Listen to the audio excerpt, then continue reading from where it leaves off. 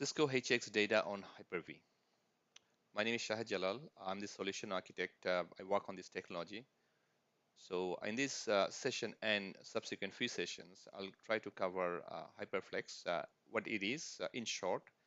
This is no way kind of a detailed session for the technology itself. I'll refer to some documentation that can help you understand. Also, you can search YouTube. There are many sessions on this one that goes into detail of that. I will mainly focus on the implementation phase. This is a new kind of feature that's added very recently on Hyper-V. It is to be all on VMware, but the Hyper-V, due to customer demands, it's added to the portfolio. So what it is and how it works. So this is how it looks like. Like those who come from Cisco UCS background is probably very familiar.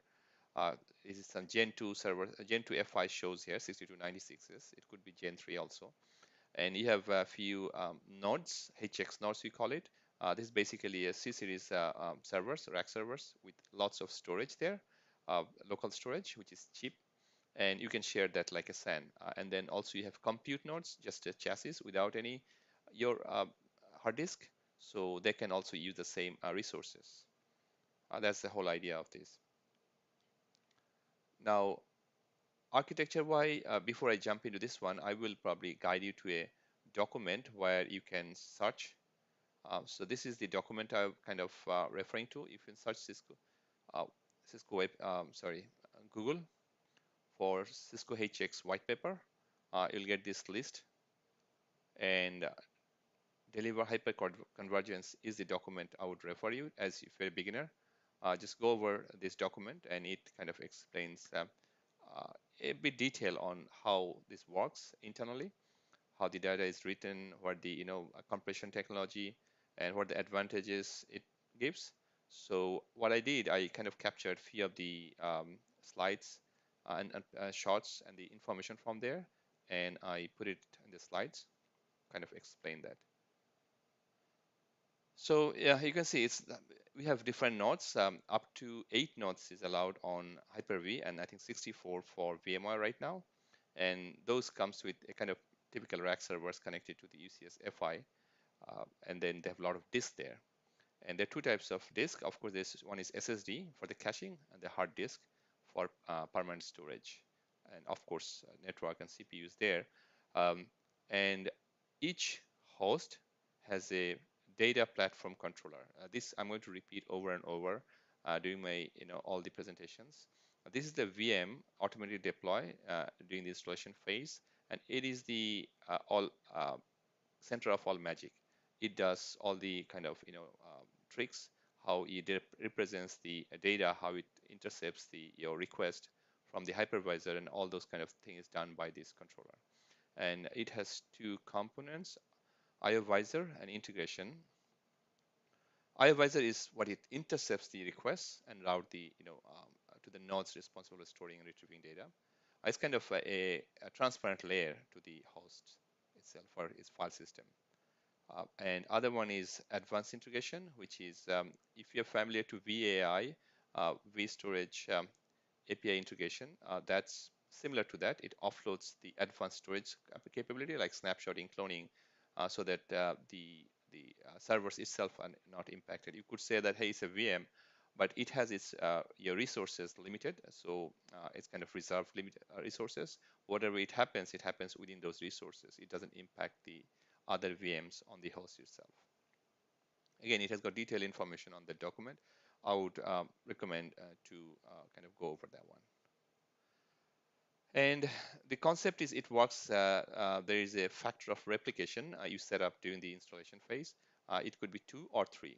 That means that each data you write kind of replicated to 2 nodes or 3 nodes. It may be up to 64 nodes, means for VMware, and for Hyper-V 8 nodes, but only 3 kind of copies will be replicated.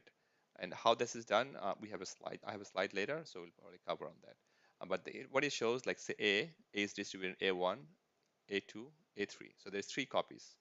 Then B1, B2, B3, C1, C2, C3, likewise. And this diagram explains the process pretty kind of neatly here. You can see there is, first of all, hypervisor layer on the top, VMs, that data platform controller, and then Hypervisor and integration. There are multiple hosts there, and then comes the caching layer. Caching layer is comprised of your SSDs, um, and for fast access, and then you have deduplication and compression happening here before it destage. Destaging means going through the next layer, which is distributed capacity layer, which is pretty much the hard disk. So this step by step, the way it works is incoming data is distributed across all nodes in the cluster. All nodes means the depending on the replication factors, 2 or 3 nodes to optimize the performance using caching layer. Now, effective data is achieved by mapping incoming data to stripes, as I said before, number of replication, 3 or 2. Incoming write operations are acknowledged persistent after they're replicated to SSD in the other nodes in the cluster. The write operation then destage means it kind of pushes the data from the SSD to the hard disk or SSD. It's kind of all-flash solution for long-term storage. So again, there is no performance of the dereplication and your compression because it is done after the write operation is acknowledged. So that's pretty much I'm covering for the what it is. And now is the deployment of HX on Hyper-V. Before I start there is also a document from Cisco website. I would highly recommend to have a look on that before you start. For deploying HX on Hyper-V, I'll start with the deployment guide that was published from Cisco. So Cisco HyperFlex Hyper-V, and that's specific to Hyper-V. So this is a really nice document that kind of explains all these steps, pre-installation information, checklist, then your installation steps, post-installation. Kind of bottom line here is they have kind of give you a OVA for VMware or a VHD for your Hyper-V. That installer does all the hard work for the installation. So you just need to provide the information, what it needs, and it will do the all the configuration like UCS configuration, Hyper-V configuration, um, you know, uh, then the cluster configuration through this installer. And these are the kind of overview of the steps you can follow through. Uh, so first is your racking stacking of this UCS system with all the HX, your servers, and also the FIs. And then your pre-installation information. This phase is very important where we collect all the information. And then feed this information into the installer, and installer does all the installation work. Complete installation checklist. We'll cover this one. Configure domain administration for Active Directory. This part is important. This is a Hyper-V, so it's hugely integrated with the Active Directory. So there are certain tasks you need to do. You need to make a service account for that HX, your HX cluster, and also you need to have an OU dedicated for this deployment. Once this is done, then we will deploy the installer, in this case a VHD, then configure that. This is the task of the installer itself. So we don't do it manually. We provide the information to UCS, and it does the configuration of the UCS manager. And then goes next one is the installation operating system. This one is done manually. Again, I'll kind of explain those things in my presentation, that which one is manual, which one is by the wizard. And then Hypervisor configuration is done by the installer, and deploying this is also by installer. And finally, some post your cluster configuration task. So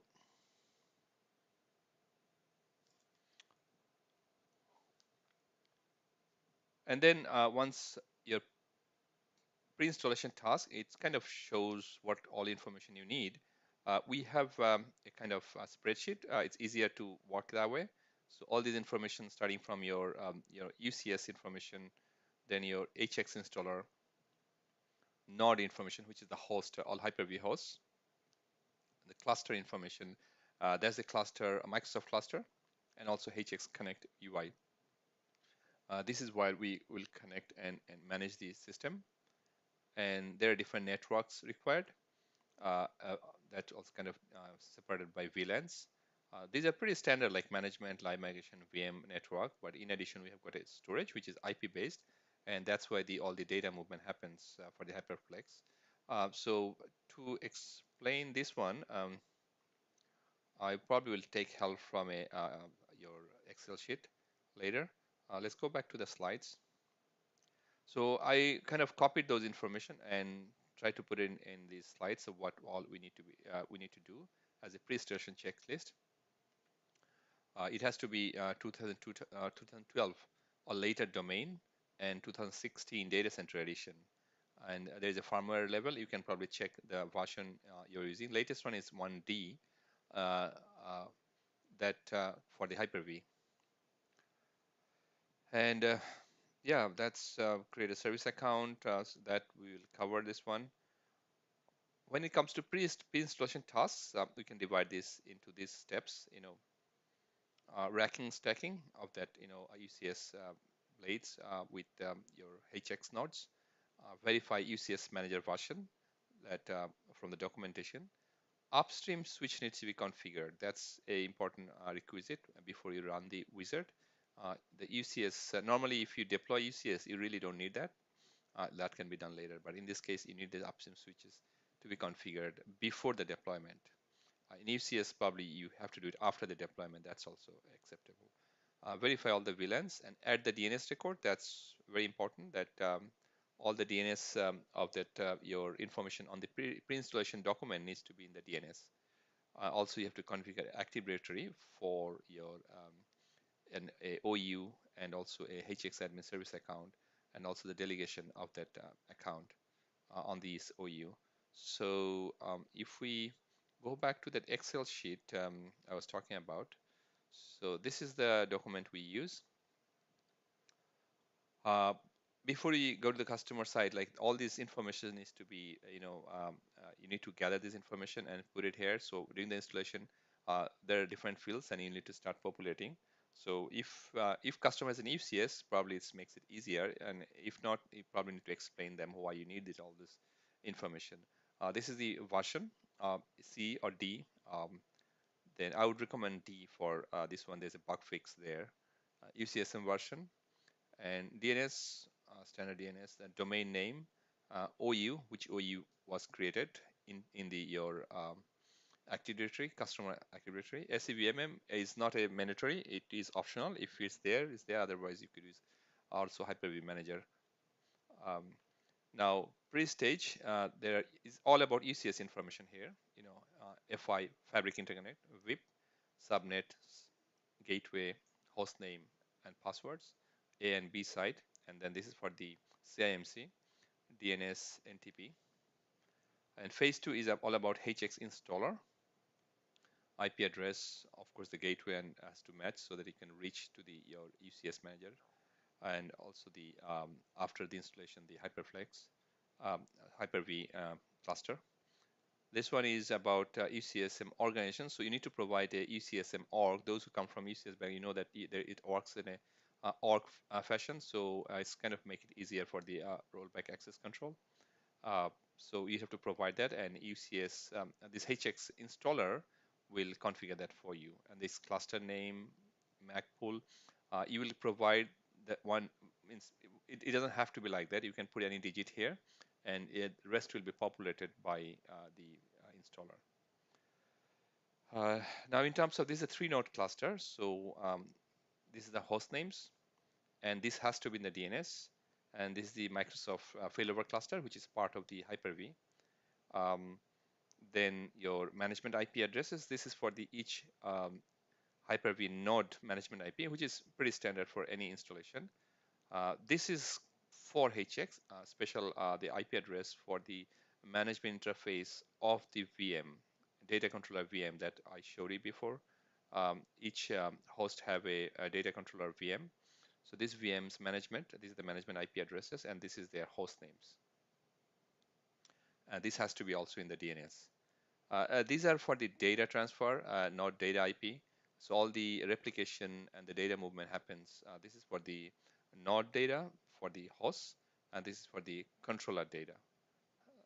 And this doesn't have to be in your routed. It could be a non-routable without any gateway, because the data would be inside your replicated within the host only. Now, next is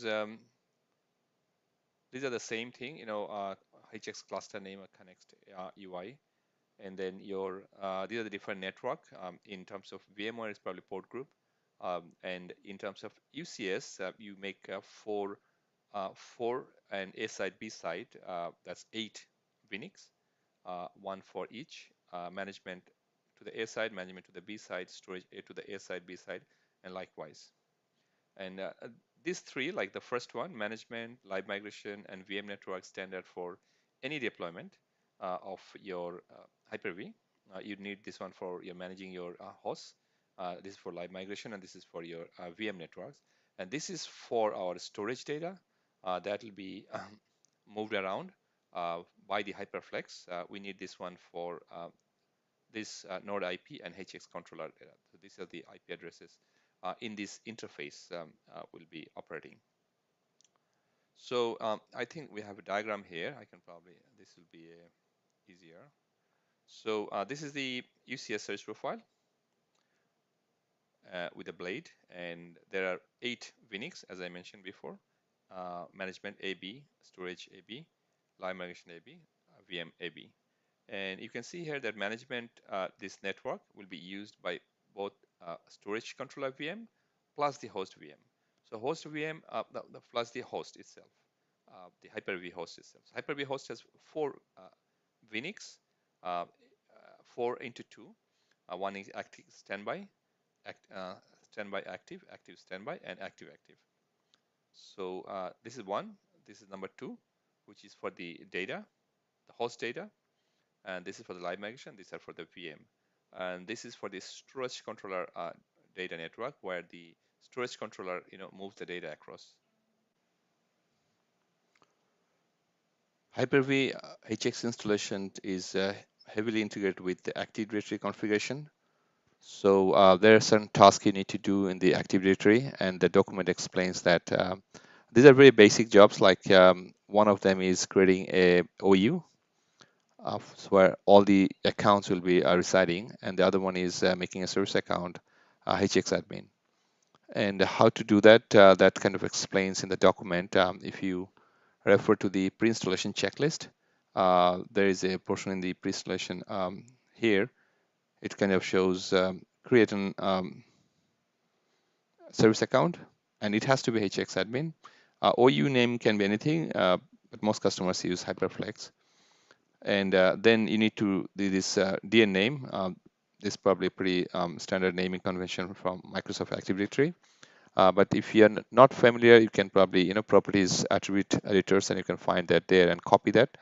You would need this one during installation wizard. So it's probably, you need that to populate it in the pre-installation document we just discussed.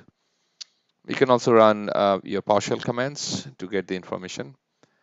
And this is the important part where you kind of delegate your authority. It becomes the full control authority for that OU you newly created. So in this case, HyperFlex, and then change owner, advance. And if you follow this, you should be able to. I should have your lab, but unfortunately, I don't have one. That's one part. And second part is all the computer accounts would be added by the wizard to the OU, the one you created, all Hyper-V hosts. In this case, we just discussed 3 hosts, so there'll be 3 entry. Storage controller VM, each host has 1 storage controller VM, so there'll be more 3. And then for cluster name, Hyper-V host cluster name, and SMB namespace, and Microsoft failover clustering. These are automatically created by the your wizard. DNS entry also is a pre-installation, so you'll have to have these entries already made into the DNS. So during the installation, wizard will look for it, and if it doesn't find it, the installation will fail. So it's very important to kind of pre-populate the DNS with all this information. Pretty standard. You can check on the document for the latest one. And I kind of copied that steps how to create the OU. It's pretty standard, and also the HX admin configuration, giving it full control to the OU HyperFlex. We discussed about this one before, so I won't go into that. And Wizard also creates a QoS policy. Again, come back to the UCS platform.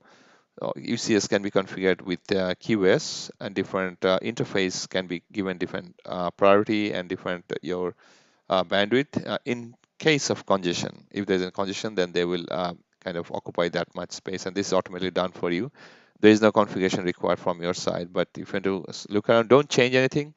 Feel free to look around. There's a jumbo frame on two sides, I think two categories, platinum and bronze.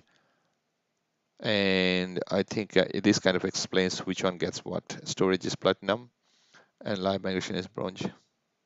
That's gets the MTU 9216. This I've discussed already. This is like a overview, like pretty much says that if you take a storage, this goes active, standby, management, active, standby, and which one getting active, which one getting a standby. VM is active, managed by the switch, by the Hyper-V switch, and the live migration active standby. That pretty much wraps up our pre-installation. Once you have all this information, you have configured your Active Directory, you are ready for the installation task. So once we are done with the pre-installation task, we would go into the installation phase. If we kind of see from the beginning, this is what it looks like. Rack and stack done, all the pre-installation tasks done. And we download the OVA, the HX installer from Cisco website. That's the first stage. And then you configure the UCS manager, preparing the infrastructure compute section.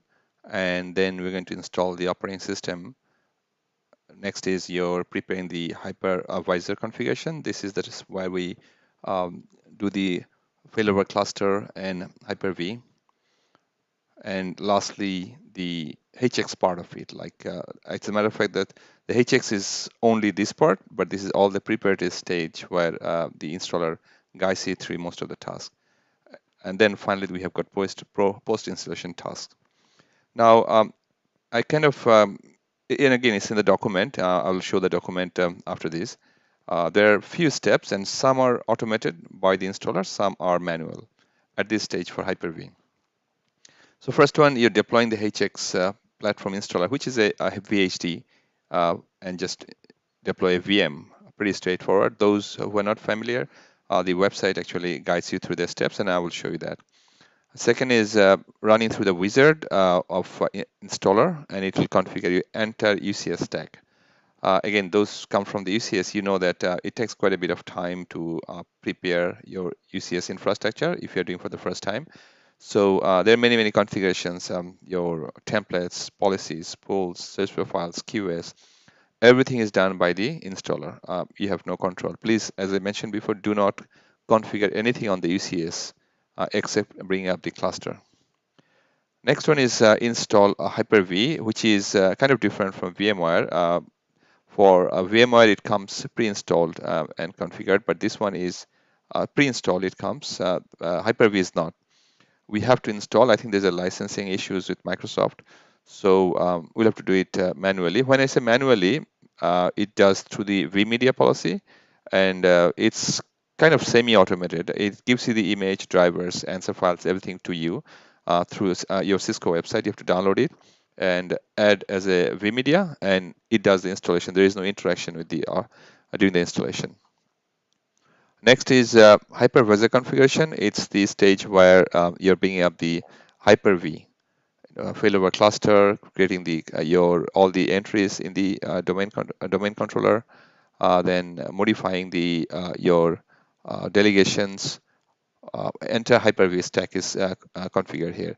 Again, don't do anything manually. The installer will do it through the your wizard guided. You just have to provide the information and it'll do it for you. And the last one is deploy HX. This is the actually part we were preparing the entire steps to go into the final stage, which is deploy the HX software. In that stage, it deploys that VM on each host and configure the HX cluster. So I would probably refer to the document at this stage. This is the document actually we were talking about before. So if you go in the installation tab, it kind of shows all those steps which I mentioned. And this gives a pretty in-depth screenshot by screenshot that how you can do that. So first of all, it says that you download that your VH file from the Cisco website. Then you kind of provision a VM, and those who are with Hyper-V, it's probably you do it every day. So few configurations is kind of say this it has to be Gen 1, and how much memory required. Of course, this network you need to have access from here to the UCS and your Active Directory. And also, yeah, that's pretty straightforward. Once you're done, the VM will come up. You should be able to log in there and then start the configuration from that portal. So, so next stage, as saying that is saying that it UCS manager configuration using HX installer. So this is the interface looks like. Your username and password is root and Cisco 123 as kind of written here, which is handy. And you see the screen. Now this screen probably you might have to do a bit of tweaking here. Like you have to say, I know what I am doing. You don't run through the wizard and it doesn't do that for you. And then it gives you this option. There are three things. Run UCS manager and then hypervisor and then the deploy HX cluster, which I mentioned before. So you select the first one and you have to, kind of confirm, what you're doing. And you give the UCS manager username password and it goes and connects to the UCS and find out what are the servers you have and do you want to add all of them. And any time of the configuration, there is a JSON file is created and you can download that and modify that and push it back again, upload that. So it'll select the Hyper-V, all the physical servers, and you provide the VLAN information then we talked about, in-band management, storage, live migration network in the form of this name, VLAN number, and once you provide that, then they'll ask for the MAC pool on that prerequisite document. If you remember, we have the MAC pool, what your prefix you want. You just provide these two and it will do the rest of them. IP blocks, this is for the out-of-band management, like ILO. Those who have UCS probably know that's a CIMC IP address. Subnet mask, gateway, standard stuff. Once you provide this information, then the next one is you see everything looks good to you, and then you start. Once you start, first you'll do the validation, which is great. Before making any changes, you'll validate that what the information you provided is correct or not. Once the validation is completed, then it goes and configure the UCS for you. So once UCS is done, you can go and kind of check the configuration. It's done by the installer and don't modify anything. So you kind of validate that what VLAN you are kind of requesting is there and what are the network interfaces. Just for your knowledge, you can check all those configuration done the UCS. Next part is the operating system installation. As I said, that is a kind of manual process, but through the vMedia, Cisco UCS provides vMedia, so you can make a policy. This is the UCS interface, vMedia policy. vMedia is used to attach a remote your installer to your operating system during the time of the installation. And every step is written. You provide this mount failure, and then you add the image. And prior to that, you'll have to upload the this ISO image to the installer HX, your installer that you deployed as a VM. So I think there is some screenshots here I can show. So yeah, this is the image, ISO image. So you upload to the installer on this folder, var www localhost and images, and also this file you download from the Cisco website.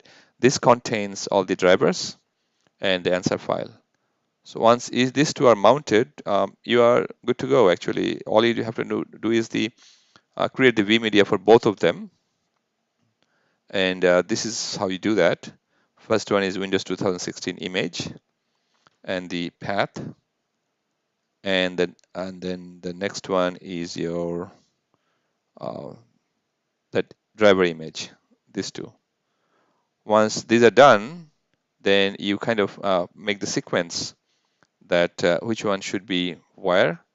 So once you mounted that, you should be able to go onto the server inventory um,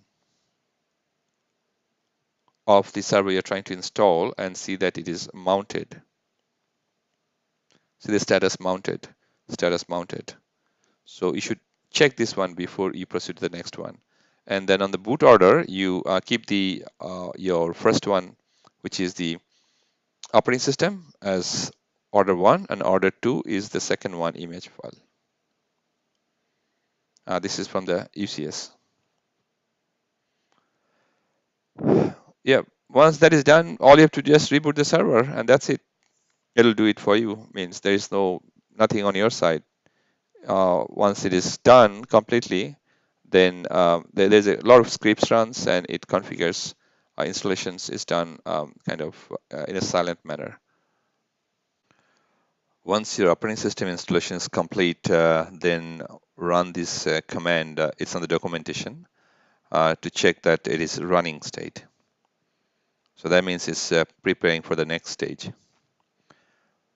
Once that is done, the next one is we have configured the vMedia to installation the operating system. That is already done. We don't need the vMedia anymore because if you reboot, then it's probably would start the same thing. So remove everything about vMedia from the policy and from the boot policy, remove vMedia.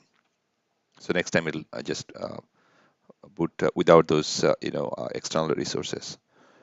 And once this is done, we are ready to jump into the next stage, which is Hypervisor installation from the HX installer. And here we would not go through the next. After that, we will start over again from the top right hand side, start over, and again do the same thing that I know what I'm doing. Let me customize my workflow. Except the same thing I did last time, and this time you choose run hypervisor configuration, the second one, and provide information that's required for hypervisor. Some of the information, maybe you'll see the duplication, like that's already you gave, like ECS manager, but it's a new kind of run, so you need to provide all the information again, unfortunately. So ECS manager credentials, domain name here, hypervisor local admin. So this is local admin Cisco 123, but you can choose if you want to. And it'll kind of grab all the servers they have on the UCS. It's about UCS. You can see that serial number, search profile name, and all those kind of things. It's associated state. And VLAN, you gave this information earlier, but again, you'll have to provide again all this information that you did last time. HyperFlex cluster name, this is you provide, and org, of course, it'll pull that from the UCS manager.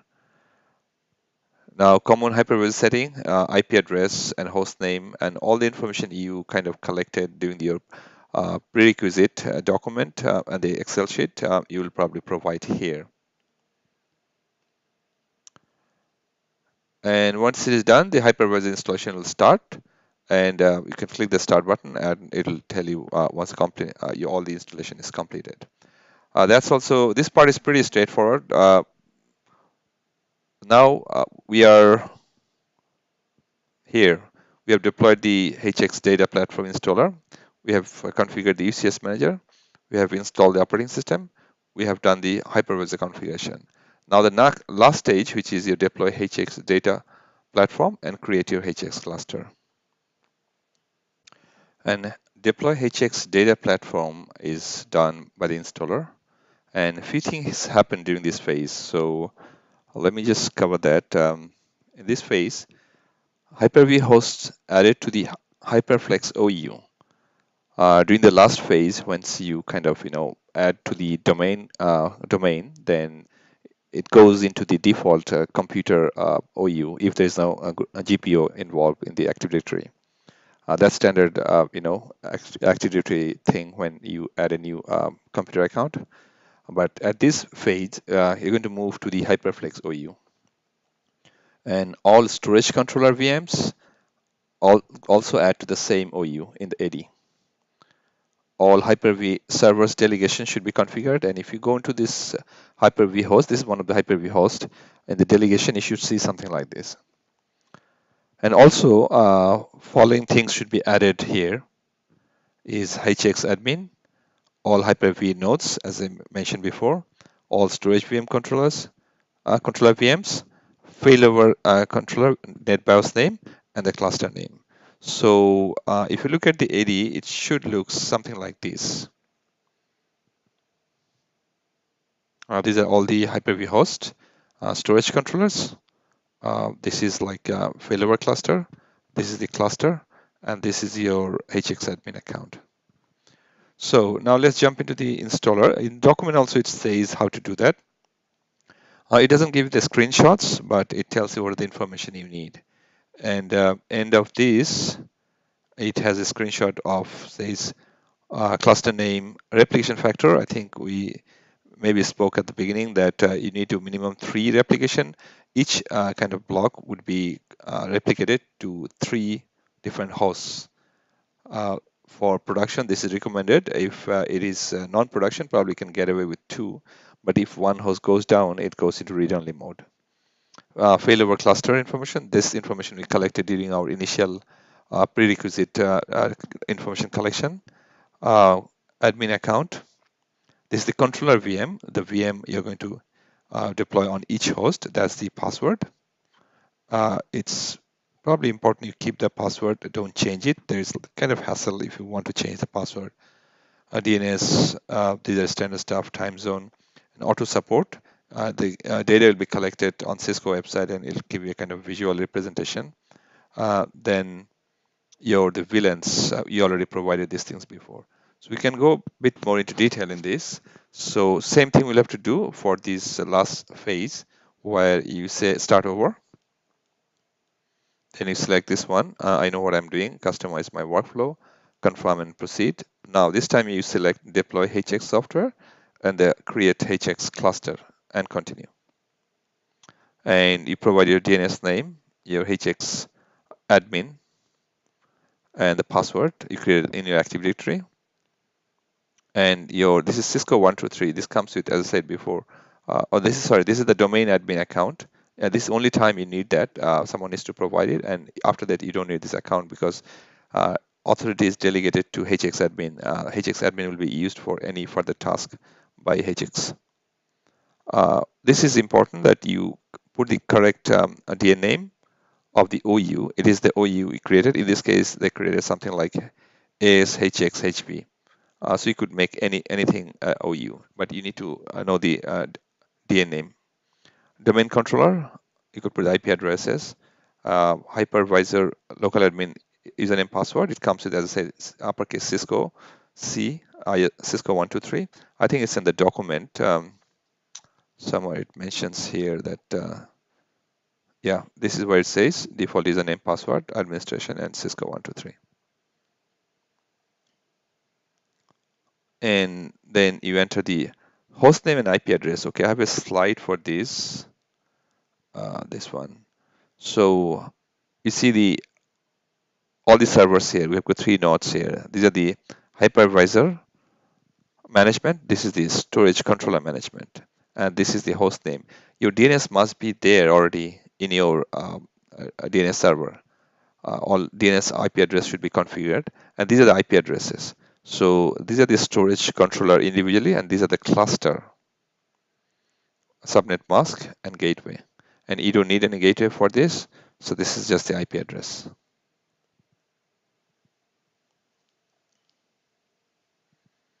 And once you give all this information, Continue. And the replication factor, as I mentioned before, cluster name or SMB access point. This is also comes from the prerequisite document, failover cluster name, controller VM. This has, I think I've seen in the document, all this information. And that's it. We start and it is done for you.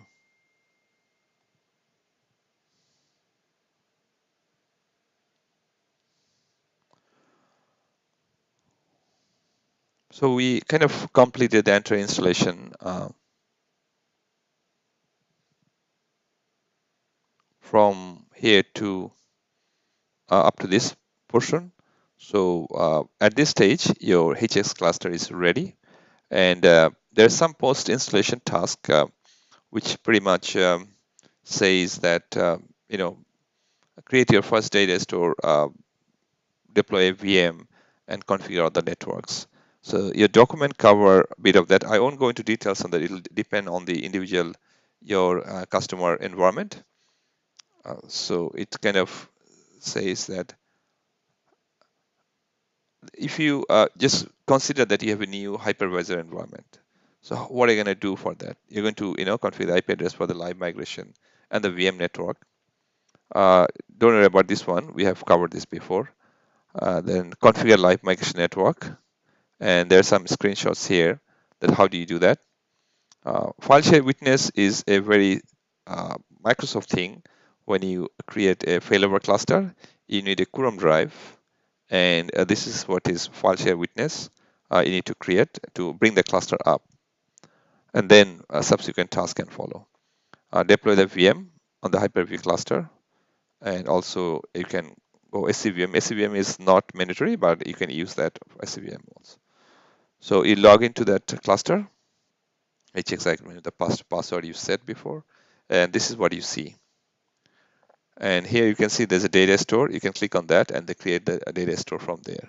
And it's kind of one place, so you can see, you have the visibility of how your HX cluster is running.